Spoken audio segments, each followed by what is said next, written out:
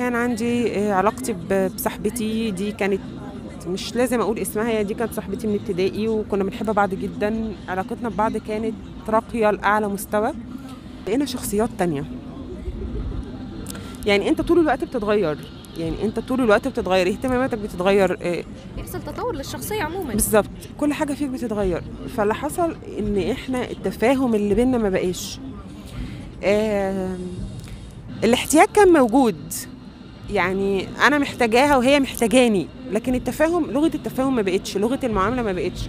انت بتديني معامله انا مش مرتاحه لها، وانا بديكي معامله انت مش مرتاحه لها. انا عايزاكي في حياتي بشكل انت مش قابلاه، وانت مدياني شكل انا مش قابلاه.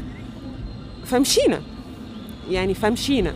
كل حد هذه اللحظه ممكن تكون بتدعي لي في سجودها، انا متاكده من ده.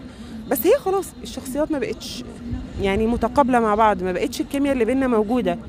لكن مش معنى كده ان احنا ممكن نشوف بعض نداير وشنا مع بعض، او ان احنا ما نسلمش على بعض.